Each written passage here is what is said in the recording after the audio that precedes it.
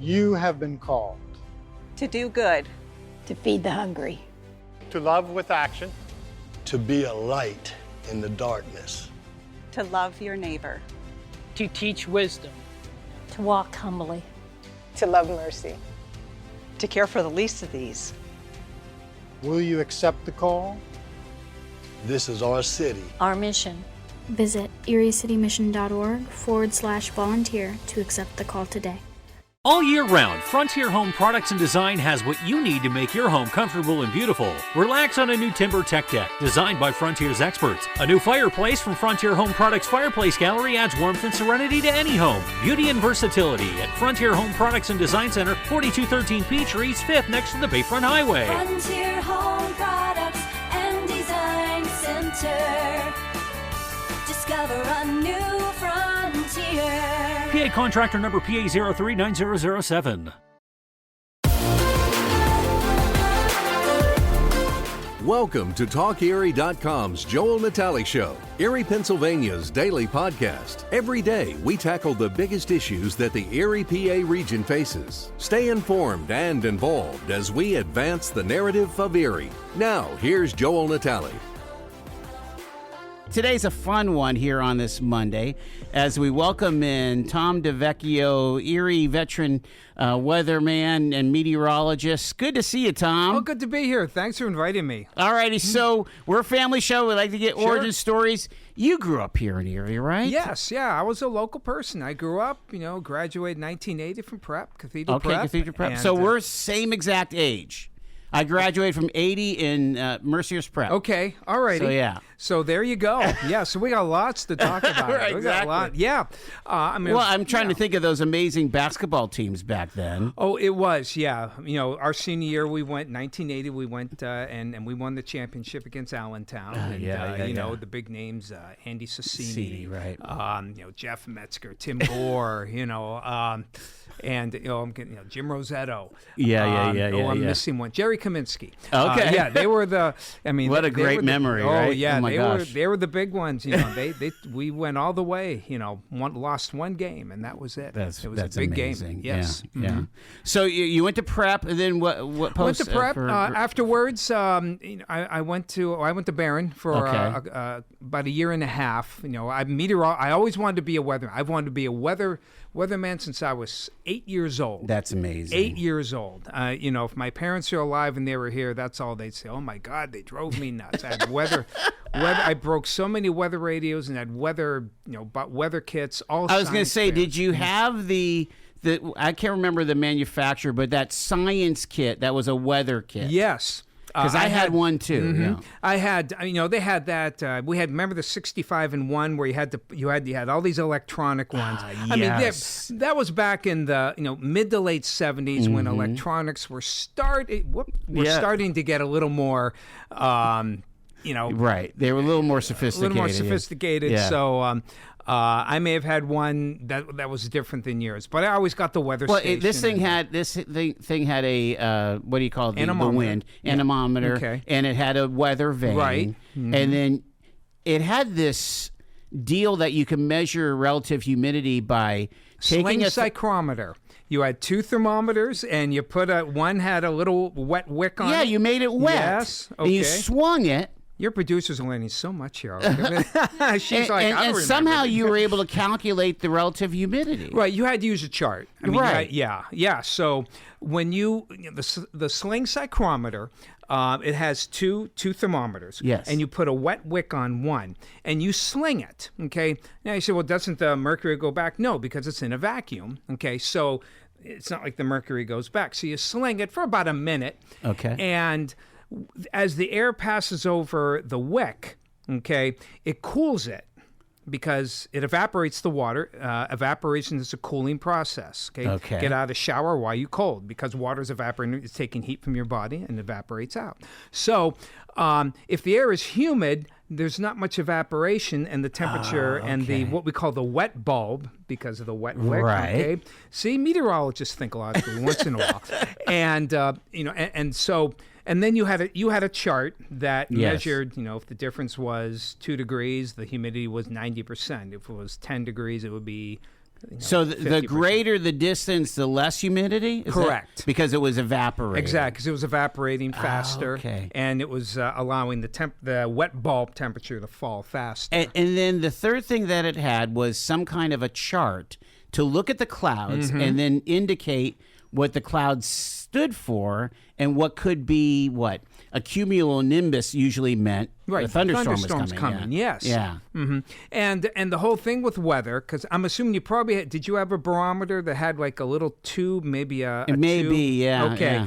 Yeah. Or maybe it just had the regular one with the needle. Right, okay? right. Android, as we call it. As opposed to a mercury barometer. But yeah, you can be an amateur forecaster. I mean, with all the sophistication that we have, yes. If you understand the basics of clouds and have a good barometer, you can make still to this day, make a pretty decent guess on what's going to happen the next day. Isn't that amazing? It is. It's incredible. So you wanted to be, I'm sorry to get you on the rabbit trail, but you wanted to be a weatherman since you were 8.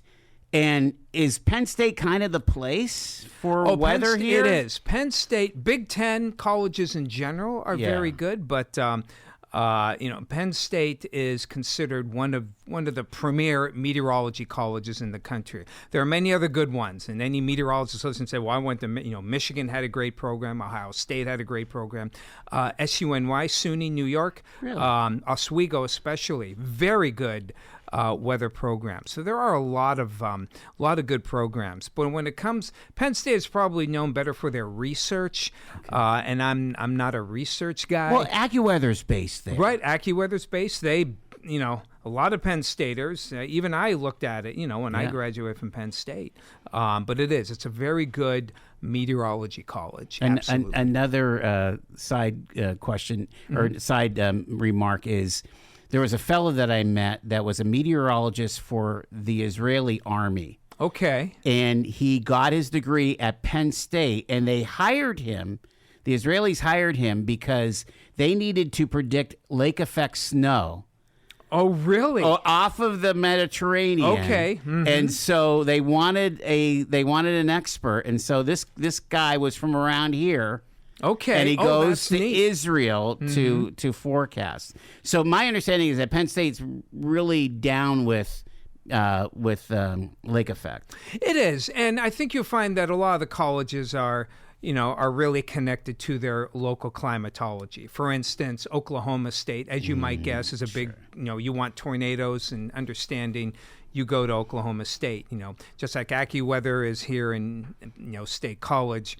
You have Norman, Oklahoma, which is the center of what they call the Storm Prediction Center. Whenever you hear severe thunderstorm watch or tornado watch, the Storm Prediction Center, what we call the SPC, issues those, not Cleveland. From one place? One place. They issue not the warnings. When you get a warning, like a tornado warning or a flood warning, that comes from your local weather office. Okay. Well, for Erie is Cleveland, Ohio, yeah. the local weather service. But all watches... severe weather watches come from the SPCs. Those big blocks on your map. Exactly, yes. Okay, yes. for the watches. Mm-hmm. Very interesting. Okay, so you went to University Park, huh? Yeah, I went 2 years, a year and a half at Barron, because back then they were on terms. They weren't on semesters. So the next senior year, they finally went to semesters. So I went 1 year and 2 terms at Barron. And then I transferred down to main campus. I had to because you couldn't get a meteorology degree at Barron. Do they have? Were their professors just amazing? They were very good. Yeah. I don't know if you remember a show called Weather World. Oh yeah. Okay. I think it was on PBS. On QLN. It was right? on 6 o'clock. I watched that instead of the news. Okay, I would watch that. You were that much of a geek. I was that much. Thank heaven we did. We were lucky to have 2 TVs, so I could go upstairs and watch weather. Yeah, many of my professors were Weather World, and that's what they used. They used the professors from Penn State, and it won awards. Not just for being very accurate, and they were accurate. But they always had an educational aspect afterwards. It was only 15 minutes, but it was a really good show. Did you get any ribbing or commentary, or actually maybe some awe? Your fellow students knowing that you were from Erie, and Erie had this crazy weather deal, you know. Yeah, Penn State draws from so much in the country. Yeah. I was actually surprised. Believe it, I was actually surprised at the lack of really, for lack of a better term, enthusiasm for Lake Effect. When someone was from, we had someone from like Baltimore. I'm like, oh wow, do you get skirted by hurricanes? I know we think of Florida, but right, yeah. I would always, they're like. Lake Effect, Baltimore sounds boring as far as weather goes. Yeah, lately they've had some fun, Yes. but they, you don't think Baltimore when you think severe weather or anything like that. But I was kind of surprised. I thought there'd be a little more, oomph from the Pennsylvania for that. When you were a kid, was it always kind of shocking to you, like things like Hurricane Agnes, the flooding? Again, that all had to color your upbringing, right? Because we were 10-ish, or 9 or something like that. It was 1971. Okay, so we were about 9. I remember driving through Wilkes-Barre and seeing the lines of the where the water hit, and of course, Kinzua Dam helped save Pittsburgh. Right, and it did. But when you think about it, back then, Harrisburg, Allentown, they got 11 inches of rain, which back then was, astronomical. And you look at the hurricanes today, 10 inches is now the average amount of rainfall. So again, not to forge ahead, but it's interesting. And Agnes was definitely a devastating hurricane by all accounts. It wasn't a strong hurricane; it was a Category 1. It was a very weak hurricane, but boy, did it have moisture. It just had a lot of rain. It did. Didn't it really did, and it was a very slow mover, and that's why. So the rain all stayed in one spot. Have we had anything similar as far as that kind of rainfall in the decades since? Well, you think about, we didn't really get hit by Sandy over here, did we? No, Sandy was really weird. Yeah. Sandy hit New Jersey. Yeah. The thing about Sandy that was so unique was that it had the most oddball track. If you recall, it went through New Jersey, through New York, into Ontario, and it slammed Cleveland as it curved around. Like Cleveland, it missed us. We had, I think we had 50-mile-an-hour gusts, which is sizable. That's a lot. But Cleveland had 85-mile-an-hour winds. Hurricane-level winds. Hurricane-level winds. Now, the reason it was able to stay that windy is Sandy was booking, 20, 30 miles an hour, which is, that's Indianapolis 500. That's a fast one. So the winds didn't have time to calm down a lot. Yeah, and Cleveland had extensive damage and tons of power outages while we were thankfully skirted by Sandy. Yeah, we haven't really taken a direct hit with the eye of a storm. We haven't. And as you might guess, we're not in any real pathway. No. I'm trying to think of, when was the last time we got hit by a lot of storms. I admit they kind of jump in your mind after a while. I remember we got like 6 or 7 inches from a storm that came up from the Gulf, and I can't remember. That was in the last couple of years. I feel like we got some rain. Yeah, we've had our share of some of them, but we haven't really had devastating flooding like many others. So you're coming through. You're coming up. You're going to prep. You're going to Penn State, and it's like, okay, now what? Is it automatically thinking that you're going to do TV coming out of meteorology school, or could you be a scientist? Well, I'll tell you what. I made what I guess some would consider a radical turn. I actually, after college, I went to the seminary to study to be a Catholic priest. Wow. For 2 years. And without getting into the weeds too much, while I felt a strong urge to be a meteorologist, I felt a calling, possible calling to the priesthood, and I felt that the only way to really know is to immerse yourself in it. So, financially, it wasn't the brightest thing to do, but those 2 years helped me to discern the fact that, okay, this is not my calling. Did you you didn't stay local for that, right? Did you go to Well, I another... actually went to St. Mark's for a year. You did? Okay. In order to get into what they call divinity school, or Yeah. what we call major seminary, which is basically graduate school. Right, Okay. yeah. For seminary, you had to have 18 credits of philosophy. Okay. I had 0 coming out of Penn State. Right. So I crammed 18 credits of philosophy here at Gannon while going to St. Mark's. I'll never do that again. So you realize with your weather forecast now, we want some kind of pithy quote from Kant or Nietzsche. Yes, exactly. Right? Yes, there's some divine influence here. What would Augustine say there, Tom? Cloud qua moisture, ergo. So yeah. That's fantastic. One of my contemporaries in broadcasting is with us today, Tom DiVecchio. And he, of course, is on Erie News Now in the morning doing Today's Show news. Those cutaways are all about you, Tom. I mean, it's like hopefully they hit the button and they roll the tape here. Mm-hmm. I do love the 7-day. I mean, it just is super helpful. It really is. And could you have always done a 7-day back in the day? No, we were 5-day. 5-day. Yeah. When I first started in TV back in the mid '80s, they had already started with the 5-day, and they were actually toying with 7-day. Mm-hmm. In New York, they do 10 days. Yeah, they How do. accurate can that be? Yeah, I mean, the farther out you go, obviously, you can, like AccuWeather, they go out to a year each day, and they hey, whatever you want to go that I could far see out. you on the 20-day, you have these tiny little slivers, right? Exactly. What's going to happen in 3 weeks? Yeah. I mean, with all the technology, we can only. And I use guarantee very loosely here, but we feel pretty good about the forecast. 72 hours out. Okay. Now they'll brag, we can go out, and yes, you can, and the models are very good. But once to understand the models, I mean, the one thing you have to remember, models are better now. But what happens is models are only good as the data you put in. Okay. You could have a beautiful Maserati with a top speed of 250 miles an hour, okay?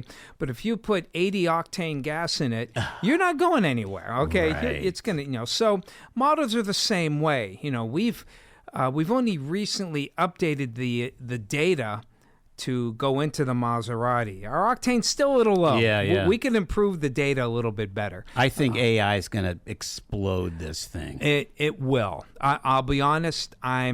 I'm excited about what AI could do for meteorology. I mean, to be able to calculate 1,000 different events with the same. And believe me, and it's funny, not only weather service and many of the bigger companies like Google and Microsoft, they're in on this, and and it'll be interesting to see how all that mishmash works out, and. What will the human meteorologist be? What is going to be our goal? What if the computers get so good that personally I think people still like to be told what's sure, not, an explanation, not spoon fed, but they would like to explain. So I don't think the on-air meteorologist. I'd be more worried about an AI version of an on-air meteorologist taking over for the human. That worries me a little bit more. Not so much. I mean, guys like you and I think we're good. We're good for now. We're good for now. But I maybe the 25-year-old meteorologist who knows? Should look over their shoulder. Who knows? Just something to think about. Yeah. So, all right. So you went to seminary, found out that wasn't really it. the calling and from that the was Lord. 2 years, Yeah. Then for 1 year, I kind of meandered. Okay. For lack of a better term, just kind of meandered. And your folks were from here? What did your dad do? Yeah, my dad, he was a businessman mainly, most of it. He had restaurants, restaurants. Cool. He had a beer distributor. Nice. It's Beer for Less now. It used to be Prescal Beverage back in the 70s. Absolutely, I remember that. Yeah. 12th and who knows if I had been maybe 2-3 years older, I might have taken it over. Did your mom work outside the home, or no? She was pretty much a stay-at-home. Did you grow up with really good spaghetti sauce? Oh yeah. Oh, yeah. Okay. I mean, my mom was full-blooded Italian. My dad, full-blooded Italian. All right. You know, and we had probably the same thing that you probably had in your Italian household. Yes. Yelling, screaming, great food, nobody listening to each other. You know, just a typical Italian family where nothing is said, nothing is talked about. But, boy, you sure hear a lot of things. Yes, you do. Yes. The new show Nona's comes to mind on Netflix, yes, right? It does. So okay, you meander for a year. So I meander for a year, and you know, I found that my life. I don't know if this is the same for you or anyone else. My life takes, you know, it's usually a single event that seems to change my direction. And I'm watching now. Back in the mid '80s. Well, back in the early 80s, if you recall, you know, the Weather Channel started coming up. Just CNN, brand new, yep. They both started in like 1981. So in the mid-80s, they were still kind of young, still trying to feel themselves out. So I'm watching, and I was never camera shy. I always, you know, was pretty good around people. And I had thought about, gee, how cool it would be to be on air. You know, I watched all the people, you know, the Shirley Ramseys and Vance McBride and Cliff Morrison, all those guys. Oh, yeah. Jim Dewart. So I was watching it, and I was watching CNN, and they had a woman doing the weather.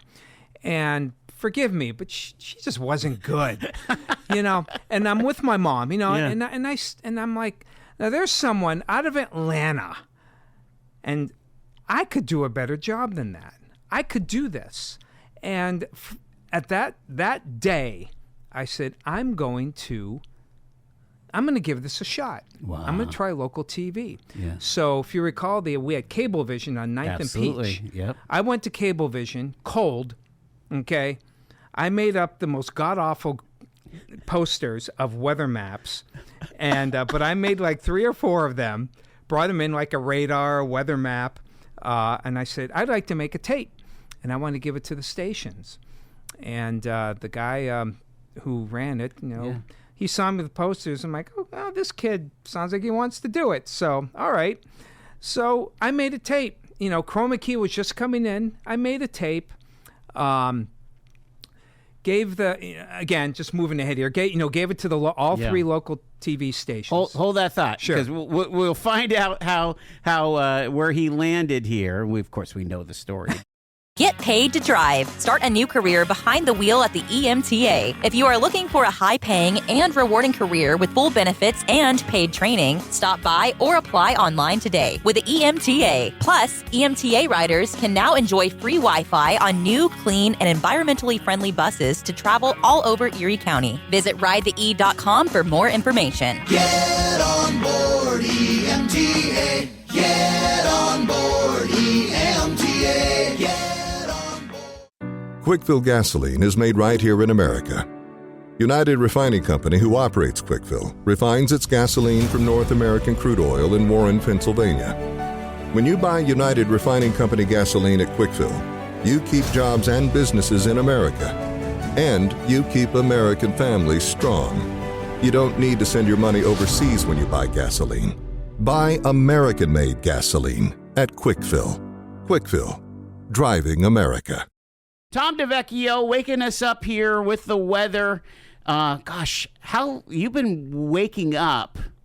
How long has that alarm been going off? Oh gosh, at what 3:30 or 4? No, more like 3. Yeah. It's more like 3. That's an ungodly. And then the winter. Speaking of the seminary, that's an ungodly hour. Yeah, God, that's right. That's why I left. You know, we had all those early masses we had to do. But and really since when I was at Channel 24, they were kind of late to the party when it came to morning news. Okay. I mean, they had the cut-ins with Cindy Patton and Sure, yeah. But it wasn't until like late, like 98 or 99, when Nexstar bought them out, that we had a full morning show. The 5 o'clock. The 5 o'clock. So I started doing the cut-ins in noon. So I was getting up at 4:30. Okay. Which was, early, but then once morning show comes in, so much more to do. Yeah, start getting up at 3. That is an interesting, again, just as a media guy, you think about it. Back in the day, there used to be early Today, before the Today Show, right? And so I don't know, when was that? That was like the 5 o'clock Right, show. that was 5 a.m., And then yeah. you did a 6 o'clock local, and then the 7 o'clock Today show. Right. Now, like all that's gone. Right, yeah. Now everyone's, solid 5 a.m. to 7 a.m. because people are getting up earlier. Right. Doing their thing earlier. And there's a lot yeah. of content from the network that you can use. I remember doing a behind the scenes deal at 35 when I had my media blog. Do you remember that? The Press and Tower? Oh, geez, yeah. That was me, right? Oh, my yeah. God. So I go, and this is when Ray Petlin and Rachel Auditory yes. were Vendetti. I'm sorry, that's her air name, right? They were doing the morning show at 35. Bob Right. Bowen was directing. Right. Okay. And so I'm watching the producer chopping up stories like nobody's business Right. to try to get the deadline.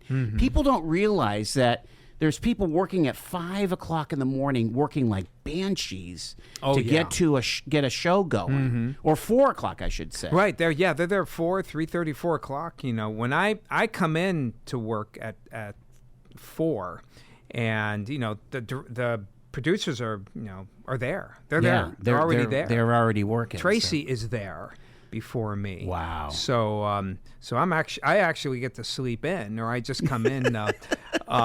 So this is late. Are we getting close to your bedtime here? Or no, bedtime's about 8. I'll go to bed around 8. All right. Now I was off last week, so it does kind of mess up your sleep a little. So you're in good little shape. Tired today. All right, so we left off before the news break here. You were saying you made a demo tape. Oh, at yes. the old Cablevision. Right. So I made a demo tape. Didn't hear anything. So you farmed it to all 3 stations. All 3 stations. I gave it to their news director, and said, "I'll see what happens." Yeah. Eric Johnson. Eric Johnson. I gave Derek Johnson, and I can't remember who the other was. John Special still up at 12 or no? Or was Eric at 12? Eric was at 24. Okay, he was at the 24. time when I gave my tape. Yep. And I can't remember what. Who was at 35? What the other? Who was at 35 at the time? He wasn't the big shot. Wasn't he doing the? Wasn't he I doing honestly, the commentaries? I honestly can't remember. But anyway, so I didn't hear anything for 9 months. 9 months? 9 months. Didn't hear anything. Let's face it, Erie TV. Back then, you're already seeing the conglomeration like Fox and Jet and 12 and 35. So didn't hear anything. And again, here's where, fate or God, whatever you want to call it, I got a call and from the guy who made my tape. Okay. Now, does the last name Douglas ring a bell? Yes. Okay. Remember Jackie Douglas? Yeah, okay. Of course. Well, guess who ran Cablevision? Her husband. David Douglas. He said, my gosh. And he never told me at the time. Yes. And now I understand why now. But he goes, my wife is leaving. I made your tape. I thought you did pretty well. Why don't you go down? So I gave a second tape to. Oh, you know what I did? I gave it to Carol Pella. Okay. Because we're at the same church. Okay. And so Carol gave it to Tim Earl. And Tim called me and said, hey, why don't you come down? Made an audition. And like I said, the rest is history. So you started at 35. I started at 35 in August of 87. Weekends? First? Just weekends. Yeah. Yeah, I did weekends. And, of course, back then they only had the 6 and 11. Yeah, right. No morning shows even then. So I did weekends. Eventually, I became a field photographer to help, do a little, to get a little more because it was part time. Sure, it was part time for a while, and it's kind of a rocky start. But after a few months, I got my footing, and like they said, the rest is history. So, what was your first full-time weather gig? My first full-time, where I was working full-time, was still weekends. I went to New Bern, North Carolina. I didn't know you did that. I went there for 2 years. That's when Hurricane Hugo hit Charleston in '89. So I went down there. Did weekends, but I was full-time. Yes. Then I worked for a private forecasting firm in Poughkeepsie for just a year. Okay. Do you remember the G-Man on New York. It was Channel 2, I think. Yeah, I don't know. Okay, if I all right. I didn't know him. if you. Right, yeah, okay. yeah. Anyway, but on CBS New York. yes, Okay. and we actually forecast for him. Did you really? Interesting guy. But anyway. But I'm trying to figure out what a private forecasting firm does. It's like AccuWeather. It's like AccuWeather. And they forecast just like AccuWeather forecasts around the world. Right. This company forecasts for shipping lanes, radio stations. Back then there was a time where radio stations, got your own custom. They got your custom forecast. So. And think about, you should tell people this, that there are private concerns. There are corporations that have weather departments, isn't there? Oh, yeah. I mean, that they, whether they're in aeronautics or wherever, they need weather. Most do. Most are, like UPS and those. They used to have, Amtrak. They used to have and some of the other large railroad stations had their own meteorology department. Now it's more outsourced, like from AccuWeather and some of these private forecasting firms. Sure. Again, it's a cost-cutting measure. Right. But that's kind of what I did. You can get a call from Sunkist in Charleston, South Carolina. Want to know the weather? Your next call might be from Seattle, Puget Sound in Seattle. Hey, when is this fog going to lift? So it was forecasting on the fly, and it was fun at first, but it just got to be, because you had no time to really forecast. Okay. You kind of look, and you had to make sometimes like a 30-second decision looking at models. I'm like, this isn't fun. This isn't for me. Right. So Tim Earl, at the time, Tim Earl said, hey, our weekend guy's leaving, and I said, can I come back? And he was shocked, because I said, I just wanted to come back to Erie. I wanted to come back to TV. Because I love it here. I love it. I was too homegrown, so I went from full time back to part time again. Wow. For a couple of years, and then remember at 24, Jennifer Ann Koviak. Absolutely. She was news, and she also did the weather at noon. Yeah. She was leaving, and again, I was ready to go back out again, but when Jennifer left, I contacted 24 directly this time, and talked to John Kansas, who was the GM at the time. He hired me the next day. Wow. And that and that started. How long were you at 24? 31 years. Holy smokes. 31 years I was there. And it was a good time. I mean, we went through a lot. Joey Stevens to start, and then Tom Atkins came over when he was at 35 for a bit. And, Tom and I were partners for decades. Sure. For decades. The stability of that slot, especially at 24, but really more at 24 than 12, but it's there at 12 too with John Stalin. Oh, sure. I mean, I really feel like the viewers depend on that almost, right? I mean, they appreciate familiarity. Yeah. Which is weird. I mean, again, this media market. Typically, what happens in small markets like Erie, we're 150 or something. 150 something. Yeah. That the kids come, they get fresh out of school. How many kids came to 24 from Annenberg School, USC, right? Yeah. Mm-hmm. That was the pipeline, right? From USC, Annenberg School. They come here, do a year, maybe 2 years, and then they're off to wherever, to Providence or wherever, or Pittsburgh or something Dayton, like that. like a media market. Sure, exactly. But then you have guys that are homegrown.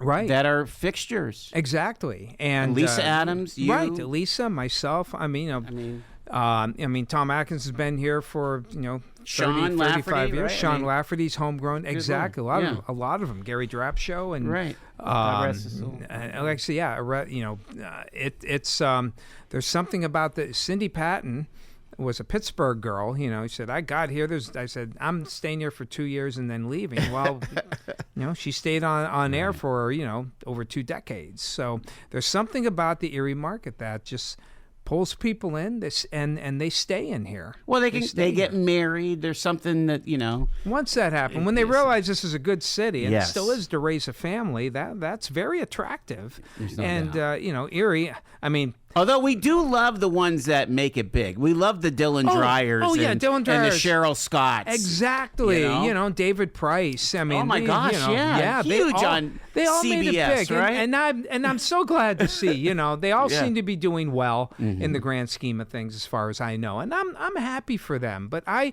never had the bug to go big. Right. I like the small market. I like the familiarity. And I grew up. I was born and raised here. I'm still a meteorologist first. 100%. But I love to convey to the people how their day's going to go weather-wise. And we're talking to Tom DiVecchio. He's doing the Today Show, the morning show on Erie News Now. You do all the way to noon? All the way to noon, Yeah. yes. Talk about how that developed, the communication part of it. Because, again, you could be a super scientist, right, like a brainiac about the weather, and, again, talk about microbars or mega, all that stuff. Exactly. But you've got to communicate it for the guys like me who don't get any exactly of this stuff, yeah. And really I feel my job is basically to take and meteorology is so complicated. I like, I take pride in the fact that I take this complicated, and I spend a solid hour just forecasting before I even make maps, and I do. Wow. I'm not what we used to call the rip and read, rip off the AP wire. Right. No, I don't. Now I do look at the Weather Service. I mean, I know the people at Cleveland, and that's what they're great people. They're good people. They're smart people. If I'm calling for, 6 to 10 inches of snow, and I'm looking at them and they're going, 2 to 4 inches. Okay, I will say, okay, what are they seeing that I'm not? I mean, I'm humble enough to know when, okay, maybe I missed something here. Okay. And I, I'll adjust accordingly. But most of the time, I stick to my guns, and thankfully, I think I've been right more than wrong. Let's talk about that, because there is something well, let me ask you this. What is the most dicey thing that could go south on you in a forecast? Well, is it the amount of inches generally? Well, yeah. When it, a lot depends on the person you're talking to as well. If a roofer is watching and I say it's going to rain like between 12 and 3, and it doesn't rain at all, and they send guys home, and so for them, a lot of weather people who are weather reliant, they watch us. And I've had more than one person. In fact, I had a problem on my own roof a couple months ago, and the guy said, "We watch you." He goes, "I like you because you give times, and you." Right. You at least attempt to narrow it down to saying, "Well, we'll get morning showers, afternoon sun." You at least time it, and I try to do that with lake effect snow, as hard as that is. That's like the hardest thing, you think? To me, I think lake effect snow is one of the hardest weather. Outside of maybe particularly where a tornado will form. Right. I think formation of where the heaviest snows to this day, and I've been in the field almost 40 years, and it's still difficult to find out, is it Edinburgh that's going to get hit? Is it Wattsburg? Is it Erie? Is it Meadville? But you're talking about, the azimuth on a you're talking about degrees on a compass that could make a huge difference. That wind direction. Small changes. How the heck would you ever know? Exactly. We don't have the ability to give exact wind and it's not just here at the surface. You have to look at the wind directions all the way up 5, 10, 15,000 feet. But particularly the lowest 10,000 feet. So I may nail it at the surface, but totally blow it at 10,000 feet. Interesting. So yeah, if you get like a 5 degree, like instead of 270 at 275, which is west, maybe a little north of west, those bands that are hitting Wattsburg are now hitting Union City. Okay. It's just that little 8-mile difference. It's that difference there. Yeah. And if you're in Union City, you're like, what the heck is going on? So yeah, it gets, I'm more than used to it. I used to be frustrated in my younger days, but then you realize you just can't hit it every time, and I think people respect that. Right. And again, you guys, you own up to it. What's tough right now is the keyboard warriors, where they, they're saying, let's face it, they're saying hateful stuff on the social media, and it's not cool. Mm-hmm. Yeah, they are. We get that. It's part of the deal. It's part of, it's just in the climate that we live in now, where, people people are attacking the radars. I mean, destroying the radars because, they think that the NexRad radars that Cleveland's using is causing, harm to people. Actual violence. Yeah, there's been. I mean, I don't know of anything.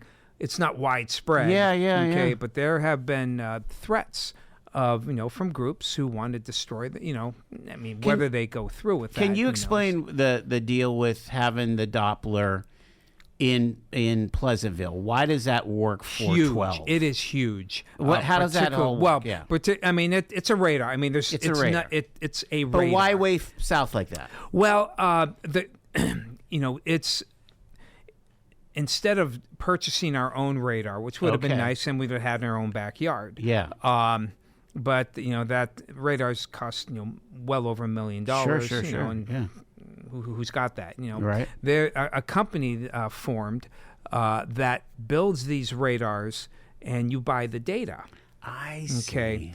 Now, of course, you have no control over where they put it. Right. Pleasantville is actually pretty well situated for Erie, Pittsburgh, and Altoona. Okay. So, and probably Youngstown as well. That's really far. They could all utilize that data. It's kind of like a fill-in on the plateau. It fills kind of in. thing? I mean, most people know what we call the radar hole. Okay. Isn't that the lake front? Yeah. Or no? Well, it's Pittsburgh, Cleveland, and Buffalo are the Weather Service radars. Now, there's different angles that the Weather Service can put at the lowest angle of each one. They will generally be about 8,000 feet on average above the surface, 8,000 or 9,000 feet. Okay, at their lowest level. Yeah. So it's not seeing anything underneath.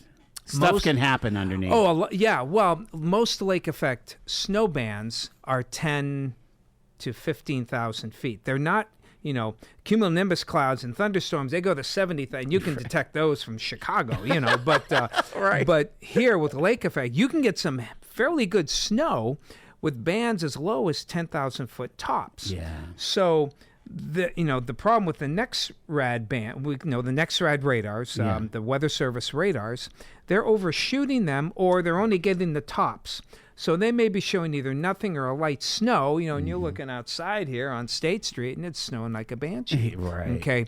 Now, our radar, yes, it is in Pleasantville, but the beam is more just a few thousand feet up. Got it. So, and you can see right away. If you ever look at the typical radar app, with the lake effect band, heavy snow, it's in Cleveland. Then you see nothing in Erie, and then it picks up again in Buffalo. Right. It's not because the bands truncate at Conneaut.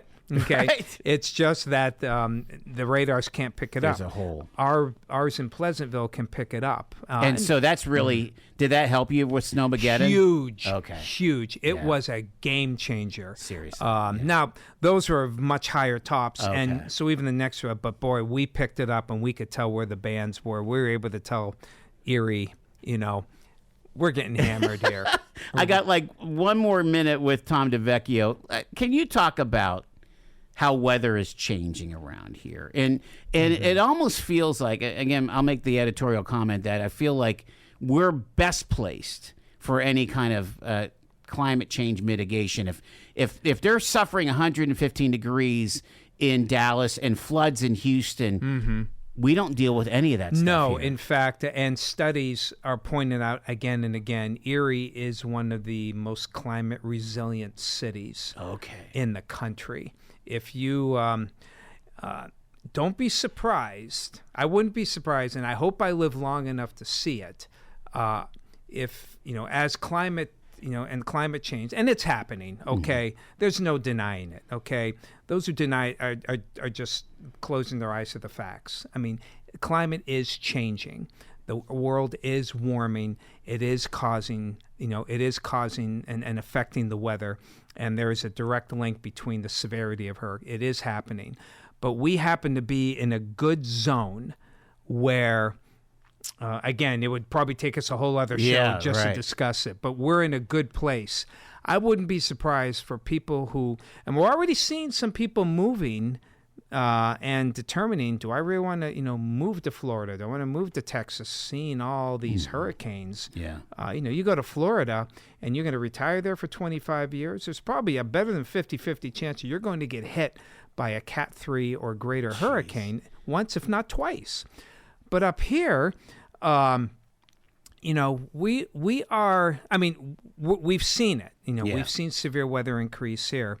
We've seen the heat we've had. Last year it got mitigated here. But I wouldn't be surprised if people start moving here because we are so climate resilient in the next 10 to 20 years. We're going to leave it there. He's going to track it all for us. Again, the 5, the 6, the 7 o'clock drop-ins, and the nooner. Mm-hmm. Tom DiVecchio, Erie News Now. Good to see you, bro. It's good to be here. Thank you. Thank you so much. You've been listening to The Joel Natale Show, Erie, Pennsylvania's daily podcast from TalkErie.com. Subscribe to our show on your favorite podcatcher and get involved by emailing joel@TalkErie.com.